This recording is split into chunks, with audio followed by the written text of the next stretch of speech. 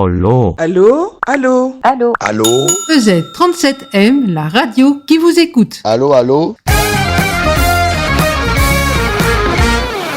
Bonjour, bonjour. Nous sommes heureux de vous retrouver ce soir pour un nouveau direct avec de nouvelles questions. Oui, bonne soirée à tous. Nous espérons que vous avez passé une excellente journée. Nous sommes là jusqu'à 20h. Et aujourd'hui, nous allons aborder un sujet délicat, décidément. On nous met sous pression et en fait, nous allons essayer de répondre, en tout cas de donner des éléments de réflexion à deux questions différentes.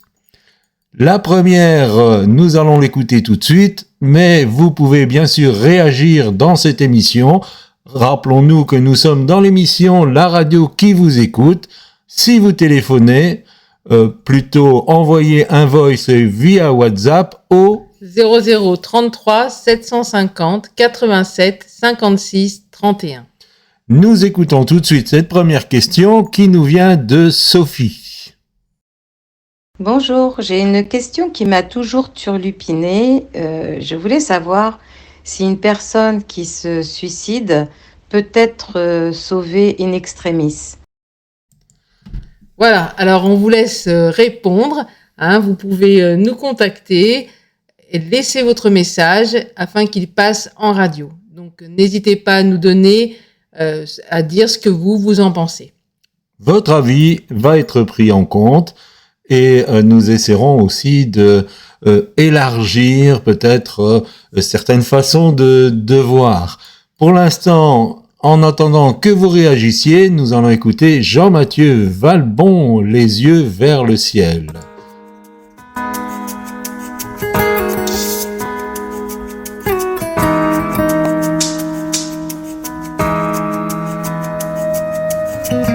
Un bonheur si merveilleux, mais impossible. Trop de moments si sombres et si pénibles, me posant toujours cette question essentielle: y a-t-il un sens à ma vie? Triste et usé par mon chagrin, pensant que tout était fini.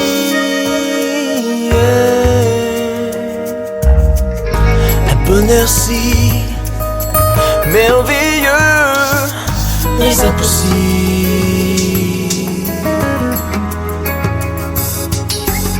Tant de moments si sombres et si pénibles,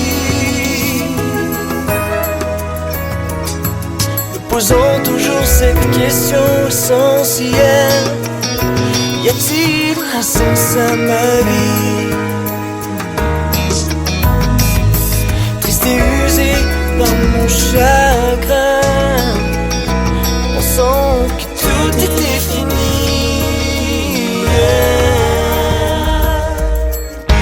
Mais en levant les yeux vers le ciel, j'ai pu réaliser combien tu m'aimes, même si des fois je ne comprends pas. Mon cœur reste attaché à toi. Je peux enfin sourire à nouveau,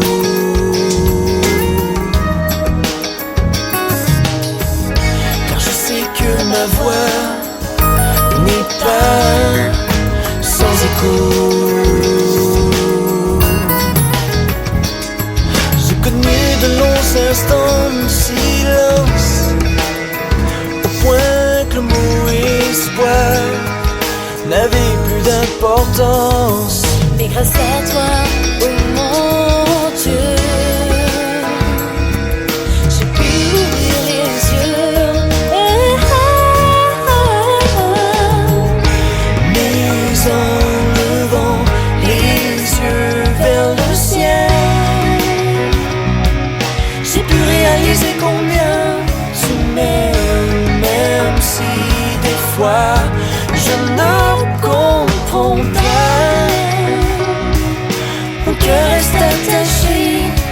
toi. Oh, mes souvenirs malheureux, j'en oublie l'image quand je te regarde. Et quand le son de ta voix se fait entendre en moi, tu es là, mon âme vers toi.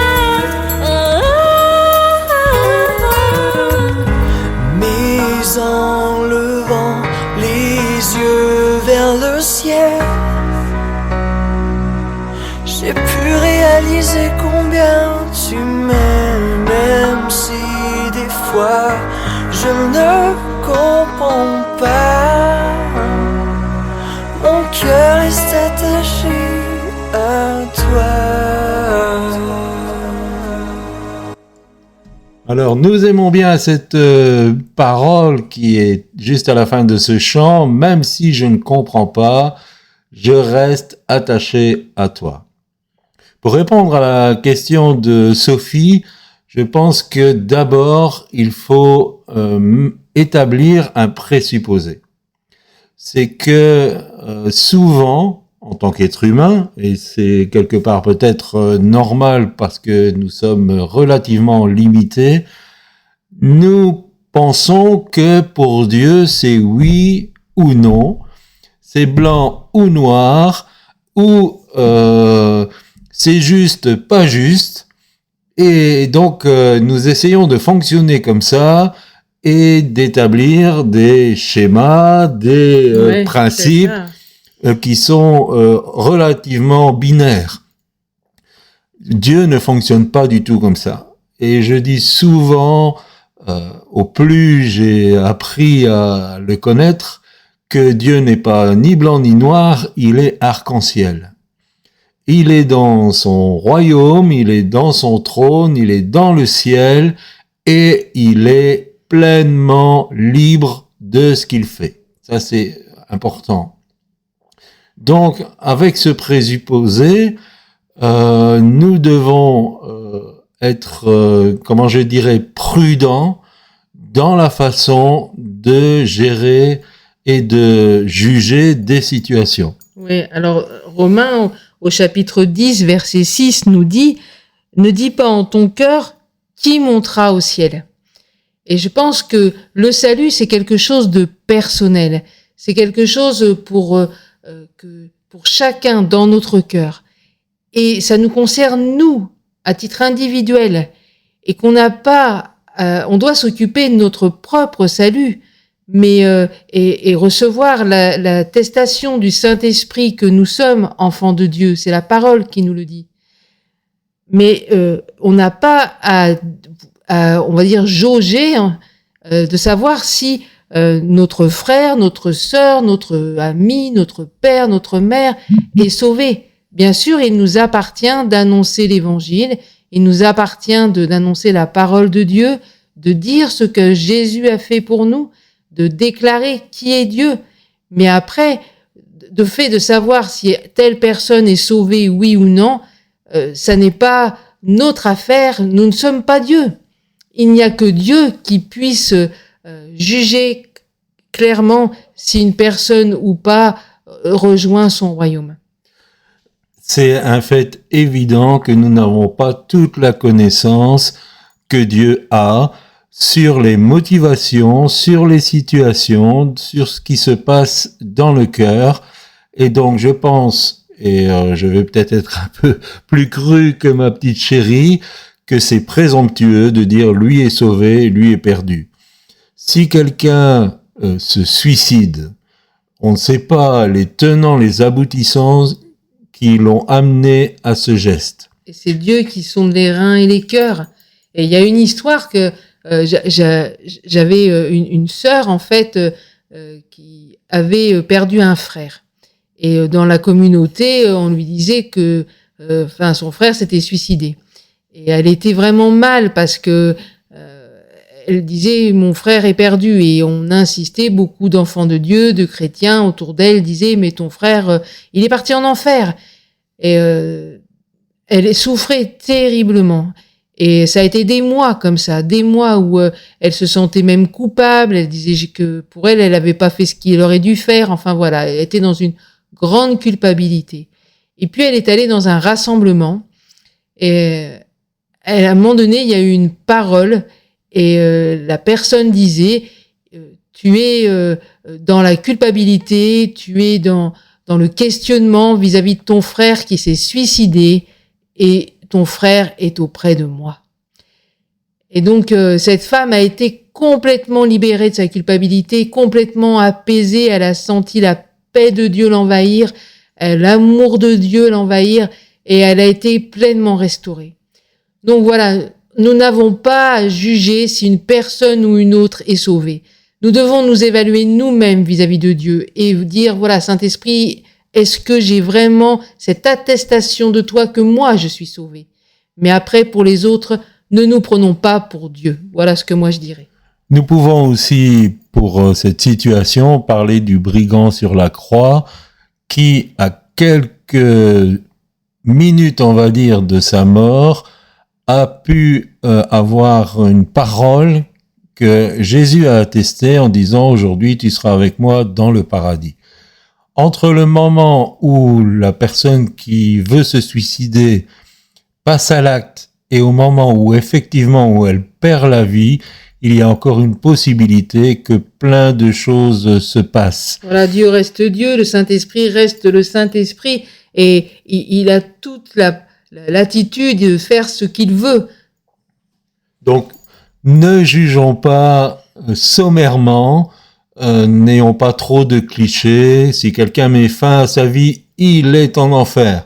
Il y a tellement d'autres choses à prendre en ligne de compte et nous répétons, nous ne sommes pas Dieu et Dieu sait comment gérer les situations. Il sait tous les tenants, tous les aboutissants, les motivations, ce qui est aussi du domaine spirituel qui a poussé une personne à mettre fin à ses jours.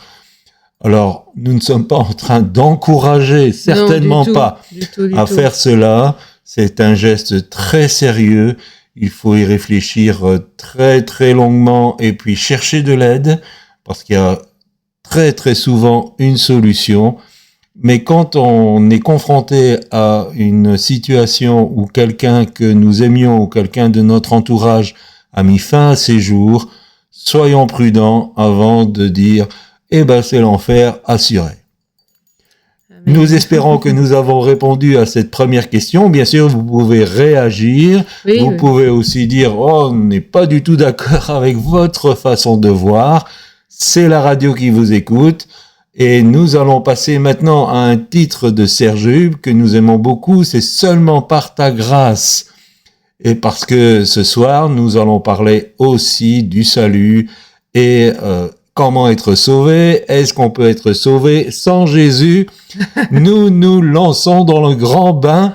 Merci, Merci pour vos de nous y questions. pousser.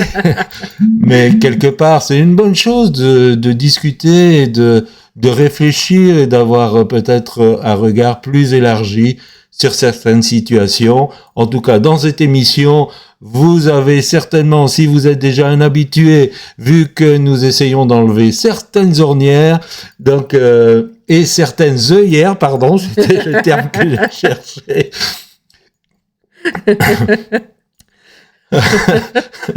Voilà. Donc, On vous passe seulement par ta grâce.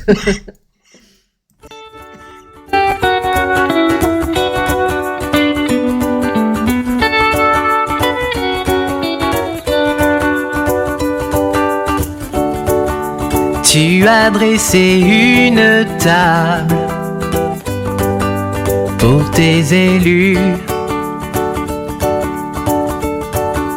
Bien que faible et incapable, tu m'as reçu. À ce banquet éternel, tu m'as convié. Aucune œuvre ou rituel pour y entrer.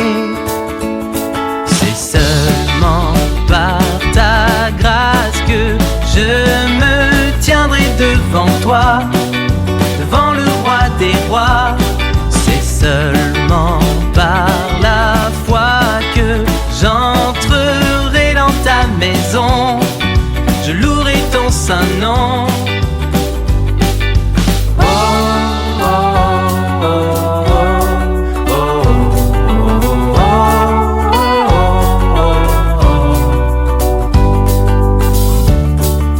Tu nous appelles à te suivre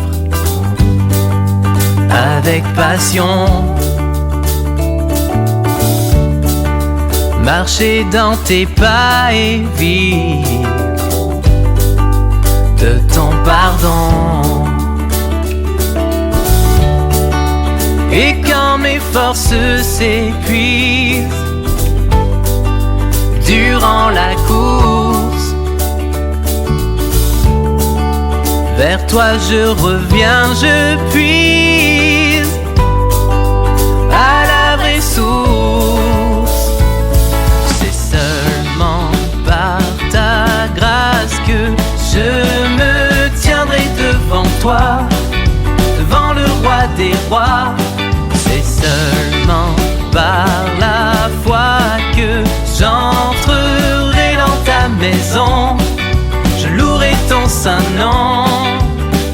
Et face à face dans ton palais, mon bien-aimé, je lèverai ma voix pour t'adorer, ébloui par ta majesté, par ta beauté. Je poserai ma couronne à tes pieds. C'est seulement par ta grâce que je me tiendrai devant toi, devant le roi des rois. C'est seulement par la foi que j'entrerai dans ta maison. Je louerai ton saint nom. C'est seulement par ta grâce que je me tiendrai devant toi, devant le roi des rois. C'est seulement par la foi que j'entrerai dans ta maison. Je louerai ton saint nom. Oui, dans ta maison, je louerai ton saint nom.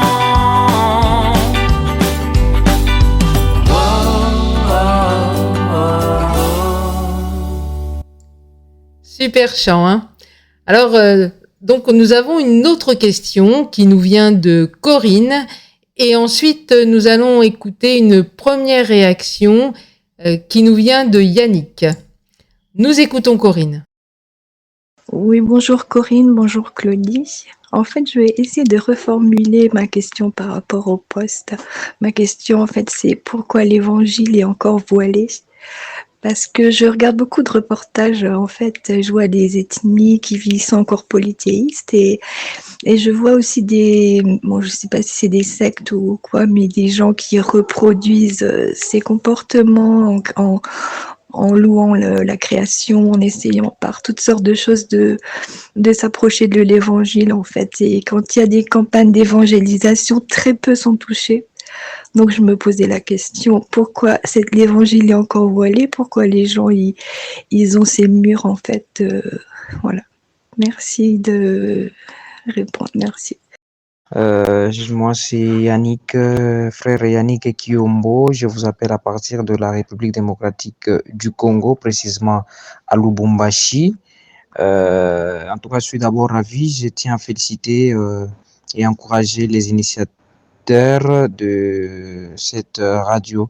Que Dieu leur bénisse et qu'il leur accorde longévité, paix et grâce surtout. En fait, pour répondre à la question par rapport au sujet de ce soir, peut-on être sauvé sans Jésus-Christ? Alors, déjà, j'ai dit non. Il est impossible d'être sauvé sans Jésus-Christ. Pourquoi? Parce que Jésus-Christ, il nous dit dans Jean chapitre 14, verset 6, et Jésus-Christ nous dit qu'il est le seul chemin, la vérité et la vie. Et donc, nul ne vient au Père que par lui, Jésus-Christ. Alors, c'est-à-dire ici que si tu confesses normalement de ta bouche que le Seigneur Jésus-Christ Et si tu crois dans ton cœur que Dieu l'a ressuscité des morts, tu seras sauvé. Étant donné que c'est en croyant du cœur qu'on parvient à la justice et c'est en confessant de la bouche qu'on parvient au salut. Alors, c'est pourquoi j'ai dit Jésus est le seul chemin au paradis. Personne vraiment ne peut être sauvé sans connaître Jésus-Christ, étant donné qu'il est le seul chemin. Son évangile est une bonne nouvelle exclusive pour nous. Eh bien, c'est un peu ça. À mon intervention, je sais aussi déjoindre les textes bibliques, notamment dans 1 Timothée chapitre 2 verset 5, dans les actes des apôtres chapitre 4 verset 12 et aussi dans Romains chapitre 10 verset 9 à 17 pour essayer un peu de renforcer mon intervention. Merci, que Dieu bénisse la radio TV Ézéchiel 37, que Dieu bénisse aussi des initiateurs de cette chaîne. Merci et à la prochaine. Merci Yannick pour ton intervention et merci à Corinne pour sa question.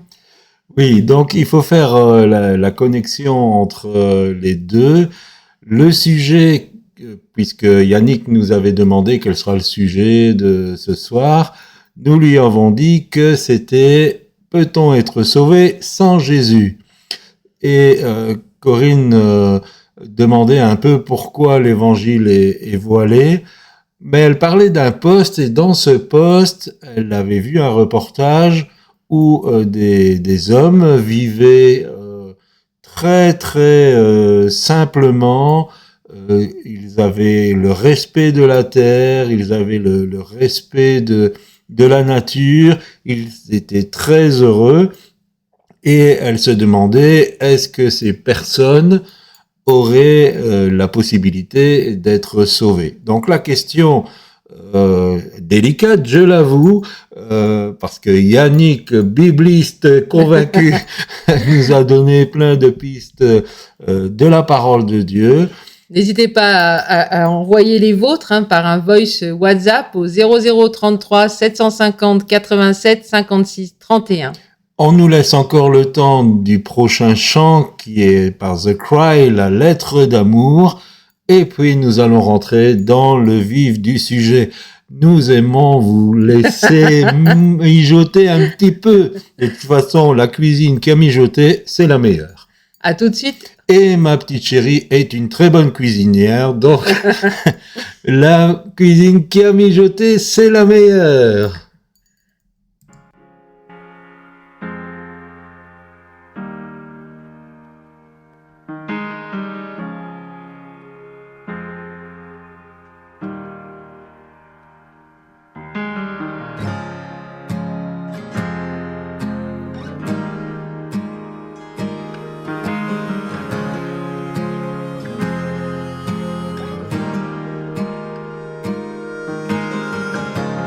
Mon ami, je pense souvent à toi. Je me demande comment tu vas. J'ai l'impression, ouais, que tu souffres. Quelque chose me le dit en dedans. Ces mots viennent du paradis. Je prie qu'ils te feront réaliser. Il éprouve tant d'amour pour toi, plus que tu ne peux comprendre. Il se tient toujours à la porte, espérant que tu le laisses entrer. Il peut essuyer toutes tes larmes, donner la force de continuer à travers ces jours difficiles. Il t'aidera à retrouver le chemin. Ouais. cette lettre d'amour.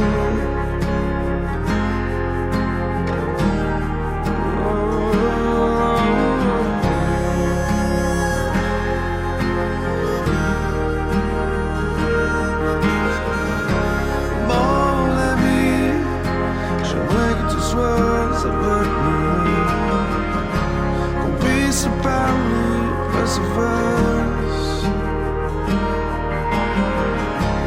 Même si la distance nous sépare, laisse-le te porter quand tu pleures. Yeah, yeah. Il éprouve tant d'amour pour toi et une paix indescriptible. Alors je t'ouvre grand mon cœur sur cette page que tu lis.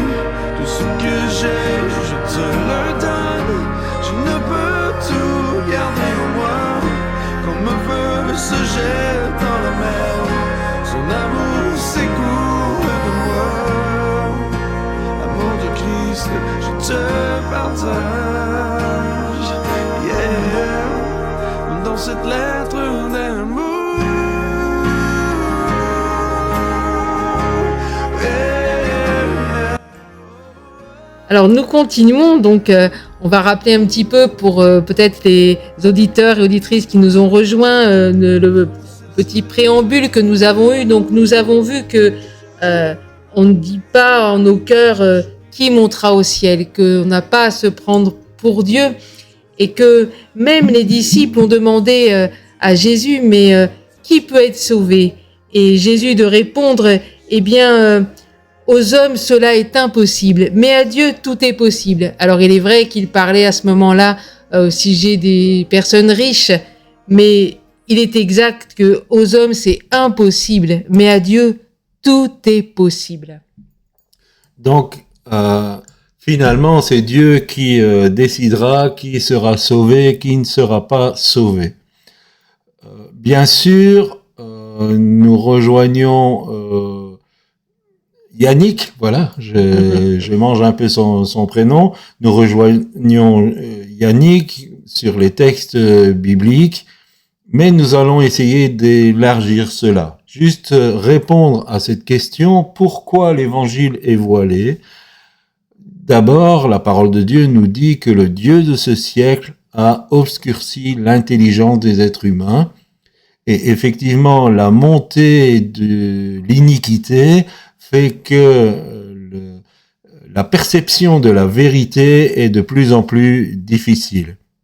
Et personnellement, comme j'ai eu l'opportunité d'évangéliser dans les rues et tout ça, j'ai senti fin des années 90, donc ça date, qu'il y avait un changement d'atmosphère dans la réception du message de l'évangile. Ça, c'est la première des choses. La deuxième des choses, c'est que j'aimerais dire aussi que l'Église ne prêche souvent plus le bon message et que l'Évangile a été tellement édulcoré par la prospérité, par un extrémisme dans l'amour de Dieu, qu'on ne prêche plus la repentance. Et donc là, je embraye directement sur une autre piste que nous trouvons dans Romains 1, et en fait, Romains 2, pardon, et en fait, l'apôtre Paul met en conflit, on va dire, les Juifs qui se targuent d'avoir la loi, qu'ils ne pratiquent pas, et les païens qui n'ont pas de loi et qui la mettent en pratique. Parce qu'ils sont une loi pour eux-mêmes, il dit, et ça, je pense que c'est un point important par rapport au salut. Leur conscience, cette loi, elle est inscrite dans leur cœur, et leur conscience les accuse ou les justifie tour à tour. Et là est peut-être le problème, en tout cas la clé pour le salut, c'est la repentance, une reconnaissance qu'il faut se comporter d'une certaine manière et quand on ne le fait pas, de s'amender. Donc là, je pense qu'il y a une clé, et en tout cas, c'est une clé importante pour les chrétiens, enfin en tout cas pour ceux qui sont mis en contact avec l'évangile de Jésus-Christ, c'est qu'ils doivent être confrontés à ce changement de mentalité qu'est la repentance. Et pour ne pas trahir ce que nous enseignons au centre de formation biblique, la conversion ne peut être le fruit d'une conviction de péché et de cet état de repentance, de changement de mentalité. Je vais peut-être jeter de l'eau froide sur tout le monde. C'est pas parce que vous allez à l'église que vous êtes sauvé. Ce n'est pas parce que vous adhérez intellectuellement au message de l'évangile que vous êtes sauvé. Ce n'est pas parce que vous priez, lisez la parole de Dieu ou faire toutes sortes de choses, d'actes religieux, d'œuvres et tout ça, que vous êtes sauvé. Est-ce que vous avez été confronté à la sainteté de Dieu? Est-ce que vous avez été convaincu que vous avez besoin de changer de mentalité et de pardon?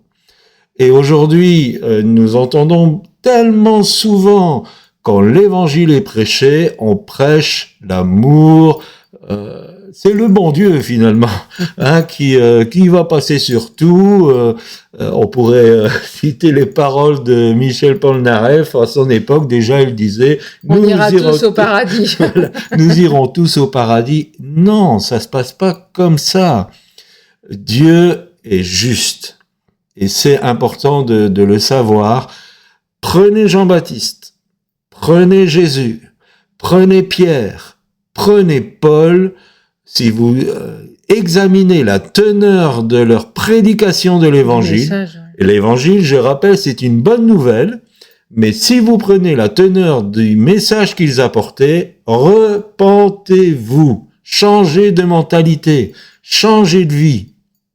Et là, nous pouvons vous assurer que si vous êtes confronté à l'Esprit de Dieu et à cette conviction de péché, vous allez donner votre vie à Christ et vous serez sauvés. Ça, c'est une assurance. Comme Yannick le citait dans Romains chapitre 10, c'est en confessant de la bouche et en croyant du cœur que nous sommes sauvés. Et donc la confession, c'est le fait de reconnaître qu'on a besoin du pardon de Dieu. Après, il peut y avoir des exceptions, et peut-être c'est ce que nous allons voir après. T'es bien muette ce soir. Je te laisse par télé, je te vois partie là, donc je dis allez, je le laisse. Est-ce que ce serait pas parce que tu as peur de te mouiller? Non, je pense exactement la même chose. Et effectivement, on peut lire tous les livres au niveau des réveils et tout ça. On voit que la première des choses, ça a été ces mouvements de réveil, c'est vraiment un esprit de repentance. Les gens prennent conscience que quelque part l'enfer existe et que seul un retour vers Dieu peut les changer de vie, peut les changer de camp. Voilà, et c'est important de réaliser cela. Et tous autant que nous sommes, eh bien, on ne peut pas se targuer d'être sauvés parce on fréquente l'église tous les dimanches, on fait notre petite prière du jour. Ce n'est pas ça d'être sauvé. Non, tout à fait. Et j'avais un frère, sa femme s'était convertie et lui voulait absolument pas entendre parler de Dieu. Et il a fait une prière à Dieu et il a simplement dit, si t'existes, montre-moi l'enfer. Eh bien, dans la soirée, dans la nuit qui a suivi, il a vu tous ces meubles d'un seul coup. C'est comme si il s'est réveillé et tous ces meubles partaient et il a eu une vision de l'enfer. Il était converti le lendemain matin. Voilà, on va faire un petit break. Marika veut nous dédicacer une chanson de Frédéric de Coster. Il n'y a pas de plus beau nom. Amen. Voilà. Jésus est le plus beau des noms. Nous écoutons Marika. Bonsoir Corinne, bonsoir Claudie, bonsoir à toutes et à tous. Je souhaiterais dédicacer le titre « Jésus, il n'y a pas de plus beau nom » de Frédéric de Coster à tout le corps de Christ, à tous ceux qui traversent quelle que soit la zone d'affliction, que ce soit dans leur chair, que ce soit dans leur âme. Une pensée particulière pour tous ceux de nos frères et sœurs qui sont mis à mort à cause de leur foi, emprisonnés, rejetés, accusés. À tous ceux qui pensent qu'il n'y a pas d'espoir, qui sont dans la solitude, qui sont incompris. Que ce chant nous rappelle qui est Jésus-Christ pour nous, que non seulement il est le plus beau nom, mais que dans son nom, on a tout ce dont on a besoin, l'amour, l'espérance, la grâce, tout ce dont on a besoin, toutes ces choses qui ne périront jamais. Nous les avons en lui. Je prie que ces quelques paroles puissent faire germer en vous tout ce qui était mort et que vous soyez remplis d'espérance. Voilà, que cela vous fasse du bien. Je veux nous rappeler que Jésus nous aime. Aimons-nous les uns les autres, c'est à cela qu'il nous appelle. Bon courage à tous et merci. Au revoir. Jésus, il n'y a pas de plus beau nom. Jésus, quand je t'appelle, tu me réponds. Jésus, tu me relèves quand je tombe. Jésus, tu es si merveilleux. Oh, tous ensemble.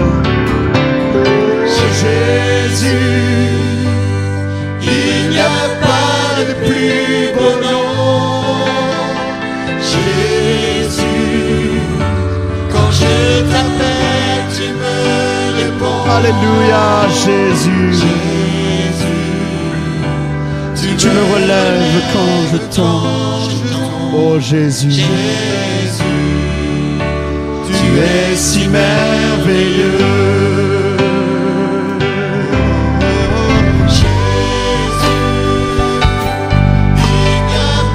Je veux te louer ce soir, mon Dieu. Il n'y a que toi, Seigneur. Quand je t'appelle, merci. Jésus, tu me relèves quand je tombe. Jésus, tu es si merveilleux. J'ai adoré,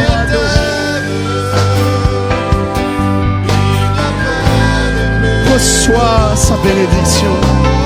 Alléluia. Quand je t'appelle, tu me réponds. Tu me relèves quand je tombe. Oh Jésus, tu es si merveilleux. Il est si merveilleux, il peut répondre à tous tes besoins. Si tu as un besoin dans quelque domaine que ce soit, il n'y a pas de meilleur nom que celui de Jésus. La Bible dit que si tu demandes au nom de Jésus, tu recevras l'exaucement de tes prières. Et le plus grand exaucement que tu puisses avoir, crois-moi, c'est celui de pouvoir être réconcilié avec Dieu et de pouvoir demander pardon pour tes péchés. Car alors, tu entres dans une vie nouvelle, dans une mentalité nouvelle, et tout peut recommencer. La Bible déclare, si nous prétendons n'être coupables d'aucun péché, nous vivons dans l'illusion et la vérité n'habite pas en nous. Si nous reconnaissons nos péchés, il est fidèle et juste, et par conséquent, il nous pardonnera nos péchés et nous purifiera de tout le mal que nous avons commis. Bien-aimé, aujourd'hui, tu peux demander pardon à Dieu pour tous tes péchés. Et cette promesse s'accomplira pour toi et tu seras sauvé. Veux-tu répéter après moi cette prière? Cher Seigneur, je viens à toi tel que je suis. Je réalise que je suis pécheur, que j'ai commis le mal et je te demande sincèrement pardon. Je désire changer de chemin, faire demi-tour, changer de mentalité pour vivre conformément à ta parole et à ton amour. Je désire pardonner à ceux qui m'ont offensé et demander pardon à ceux que j'ai offensés. Je Je viens à toi tel que je suis. Je te demande de me laver de mes péchés et de m'accepter dans ton paradis lorsque mon heure sera venue de te rejoindre. Cher Jésus, je reviens vers toi. Pardonne-moi pour l'éternité. Amen. Amen. Amen. Eh bien, on a l'impression que Freddy de Coster entendait notre conversation. Vous ne trouvez pas? Alors, mon chéri, mais si les gens, ils n'ont pas eu accès à l'évangile. Voilà, je dis souvent que la connaissance rend responsable. Paul lui-même disait que nous pouvons être une odeur de vie et une odeur de mort. En fait, annoncer l'évangile, comme vient de le faire d'ailleurs Freddy de Coster, sous-entend que les auditeurs vont devoir se positionner, accepter ou refuser la grâce que Dieu leur présente. Mais tous n'ont pas entendu cette grâce, n'ont pas entendu ce message. Et d'ailleurs, Ésaïe nous dit, comment entendront-ils? Ah oui, comment croiront-ils s'ils n'ont pas entendu parler, de Jésus? Voilà, donc ça sous-entend que le message a été partagé. Jésus a dit que dans les derniers temps, l'évangile la bonne nouvelle serait prêchée partout sur la planète. Ça n'a pas toujours été le cas et probablement que la tribu dont faisait allusion Corinne n'a pas eu cette opportunité d'entendre le message de l'évangile, ou en tout cas l'exemple des chrétiens les a complètement, dégoûtés d'accepter le message de l'évangile. Une parole qui m'a toujours interpellé, c'est celle de Gandhi, qui disait je serais chrétien si les chrétiens n'étaient pas comme ils sont. Donc parce qu'il adhérait pleinement au message que Christ avait apporté, mais l'attitude de ceux qui l'annonçaient souvent détruisait la valeur de leurs paroles. Mais Dieu est au courant de tout ça. Dieu sait comment l'évangile est arrivé, s'il nous est arrivé, quelle a été notre réponse, et je pense que quand nous sommes vraiment confrontés à cet évangile de grâce et que nous sommes interpellés par le Saint-Esprit, si nous nous positionnons pour, nous pouvons accéder au salut. Si nous nous positionnons contre, nous perdons la possibilité d'être sauvés. Mais ça, c'est, je dirais, la majorité. Et quand on a un cœur d'évangéliste, on est assez catégorique dans ce sens-là, en disant, voilà, j'apporte le message de l'évangile, si on l'accepte, les gens sont sauvés, s'ils l'acceptent pas, ils sont perdus.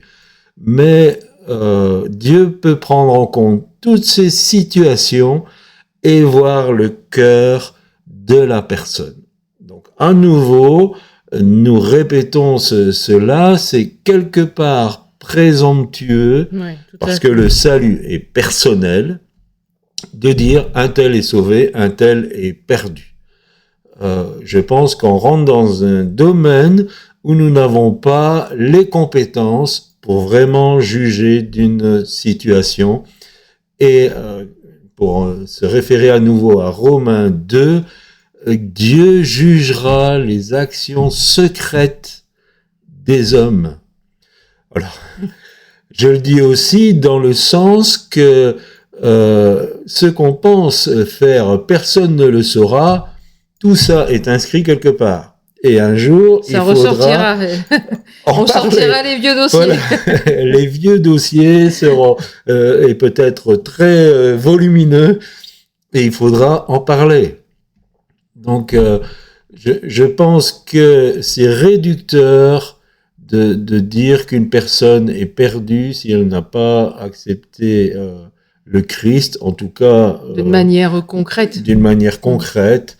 Est-ce qu'elle a été confrontée au vrai évangile? Est-ce que elle a eu une possibilité de choix? Il faut savoir aussi que dans le domaine spirituels, certains mauvais esprits empêchent les personnes de comprendre. Et quelquefois, nous devons prendre autorité pour que les personnes puissent accepter, en tout cas comprendre. Ouais, comprendre. Après, en fait, qu'ils aient leur libre choix que Dieu a donné à tout être humain de se positionner.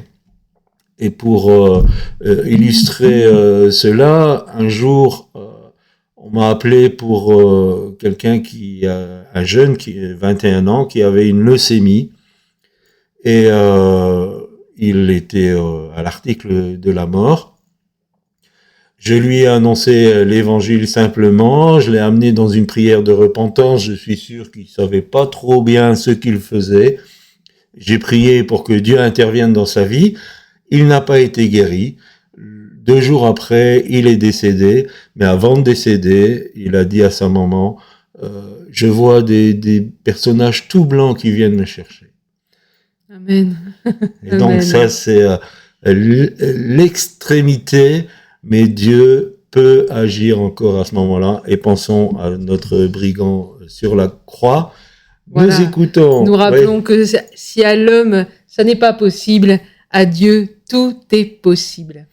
Nous écoutons Matt Marvan, Il m'a sauvé, et puis nous avons 2 réactions que nous allons écouter.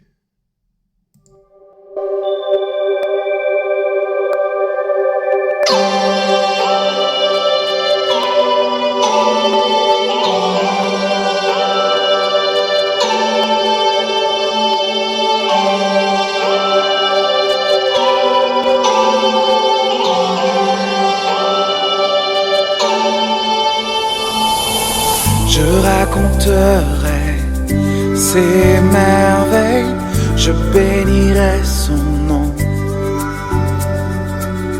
Le cœur débordant, je célèbre mon Dieu car il est bon.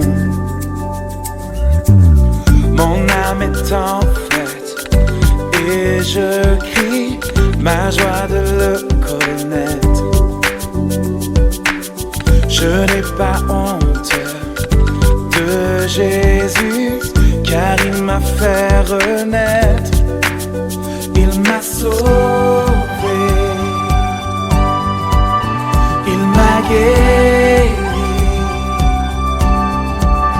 il m'a libéré, transformé, il m'a racheté.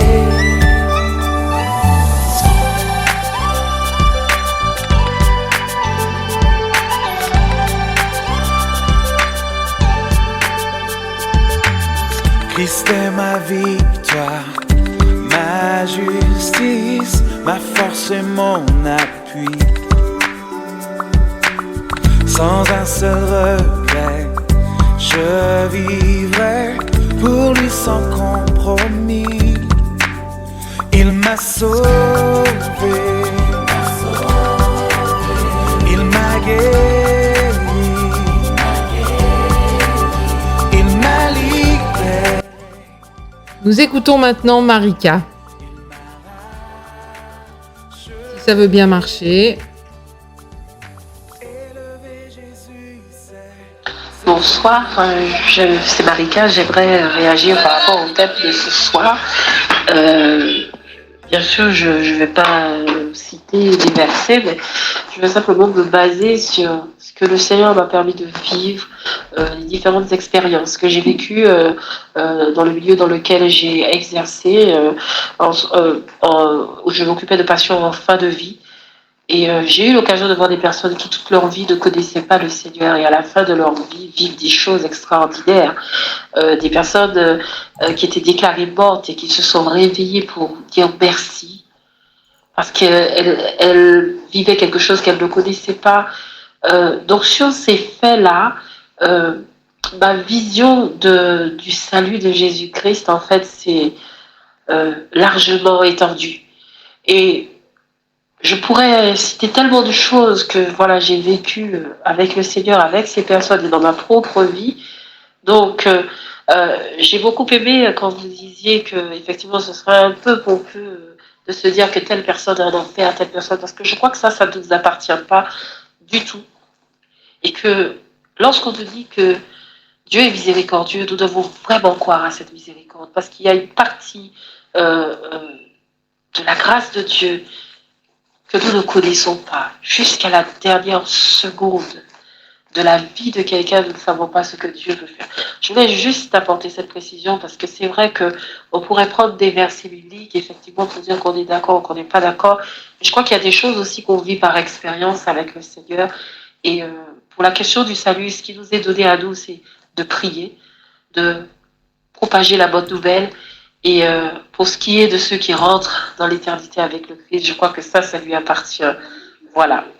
Merci. Merci Marika. Oui, effectivement, tout cela appartient au Seigneur. Nous avons une autre réaction. Donc nous allons écouter maintenant Sophie. Voilà.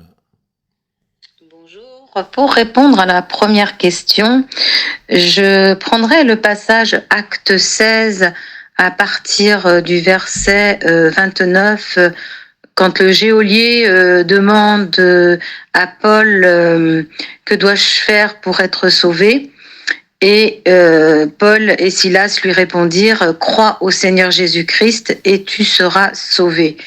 Donc c'est vraiment par Jésus que nous sommes sauvés, et comme il dit aussi dans un des passages, Jésus dit je suis le chemin, la vérité et la vie, nul ne vient au Père que par moi. Donc là encore, Jésus nous confirme que c'est par lui que nous pouvons aller vers le Père. Et également, il nous prouve aussi lors de sa crucifixion, quand il était à côté des deux malfaiteurs, il y en a un qui a continué de l'insulter, continué de ne pas reconnaître qu'il était le Christ, mais celui d'à côté s'est repenti et a demandé... a reconnu qu'il était le Fils de Dieu. Il a demandé vraiment de pouvoir être avec lui, et Jésus lui a répondu tu seras, avant même que tu aies ton dernier souffle, tu seras avec moi dans le paradis.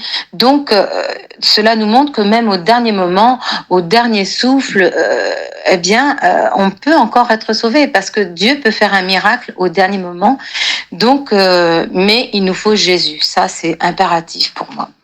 Voilà, merci encore à cette radio Ézéchiel 37 qui nous bénit, qui nous fait du bien et où nous nous réjouissons. Soyez bénis. Merci Sophie. Merci Sophie. Donc nous écoutons Ne m'oublie pas de Jude 25. C'est un peu vieillot, mais bon, apparemment ça plaît. Et puis nous allons revenir pour faire une conclusion.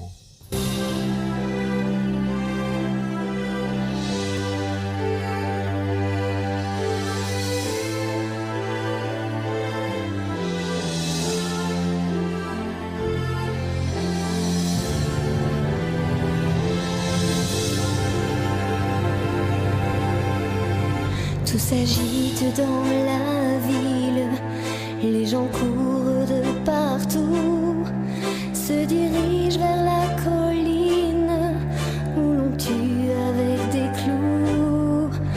Aujourd'hui, il y a 3 hommes qui vont être crucifiés, un spectacle qu'il ne faut surtout pas rater. Je m'approche avec la foule, ces gens assoiffés de sang, quand soudain j'entends hurler quelqu'un dans un cri déchirant. Ne m'oublie pas, ne m'oublie pas, quand tu reviendras, surtout pense à moi.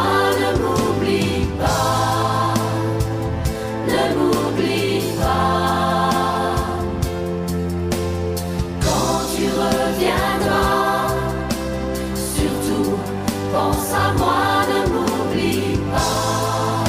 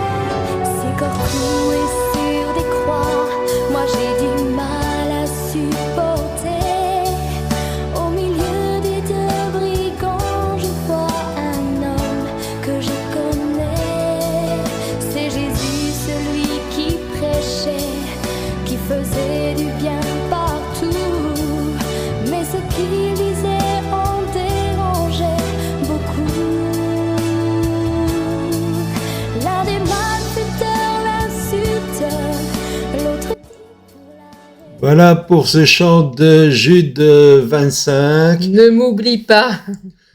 Seigneur, ne nous oublie pas. Alors, en termes de conclusion, j'aimerais dire ceci. Si nous sommes appelés à annoncer l'évangile, et quelque part tous les enfants de Dieu devraient le faire, faisons-le correctement. Je pensais pendant ce chant à cette parole que Dieu a adressée à Ézéchiel. Si tu n'avertis pas le méchant, Son sang tombera sur toi. voilà. Si nous apportons un évangile qui n'est pas correct, quelque part nous avons une responsabilité. Si nous devons ramener les personnes devant un choix, il faut qu'elles soient pleinement au courant des tenants, des aboutissants de ce choix. Parce que sinon, nous portons quelque part la responsabilité de ne pas avoir annoncé l'évangile correctement. Et attention à un évangile où on annonce un bon Dieu, tout gentil et tout ça, de la prospérité, des choses faciles, un évangile édulcoré, à l'eau de rose. Ce n'est pas vrai, c'est du mensonge. Et c'est un de nos chevaux de bataille. Nous condamnons quelque part cet évangile qui est un faux évangile. Donc si tu évangélises, que tu vas annoncer l'évangile, fais-le correctement, mets les personnes que tu côtoies devant un choix, parce que tu peux être une odeur de vie ou une odeur de mort. Ensuite, pour les personnes qui n'ont pas pu accéder à ce message, Dieu reste souverain. Et nous n'avons pas, nous, à nous positionner sur un individu, voilà, et sur le salut de quelqu'un. Voilà. Sur le salut de quelqu'un. Positionnons-nous déjà sur notre propre salut. Et rappelons-nous cette parole aussi de Pierre qui a dit « Travaillez à votre salut ». Donc le salut est une grâce extraordinaire, mais ça nécessite aussi que nous marchions sur le chemin du salut. Je pense qu'on a fait le tour. Oui, alors nous nous retrouvons demain si vous le voulez encore. Et alors n'hésitez pas à nous envoyer vos questions au 0033 750 87 56 31. En tout cas, un grand merci à tous celles et tous ceux qui ont participé à cette émission et un grand merci à tous les auditeurs et auditrices. N'hésitez pas à vous exprimer, ne soyez pas timides. Le Seigneur ne nous a pas donné un esprit de timidité. Tout à fait. J'allais dire voilà. Maintenant, ça va être tout à fait. Tout à fait. Ah, vous savez, il y a les du coup, donc, en fait. Voilà, nous avons tous nos petits défauts quand nous parlons. J'espère que ça vous dérange pas trop. Avec Philippe Osnet, on va essayer d'apprendre à communiquer mieux. Que vous pouvez retrouver demain à partir de 18h30 pour son émission « Apprendre à mieux communiquer ». Cette émission va repasser en rediffusion vendredi à 13h05 si vous n'en avez pas entendu tout le contenu.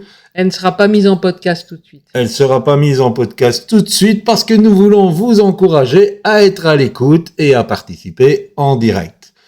Nous vous laissons sur cette parole, soyez pleinement bénis, passez une excellente soirée, de la louange jusqu'à 21h30, donc restez connectés, on vous bénit et on vous dit à demain. À demain, bye bye, soyez bénis abondamment. Allô. Allô. Allô. Allô. Allô. EZ37M, la radio qui vous écoute. Allô. Allô.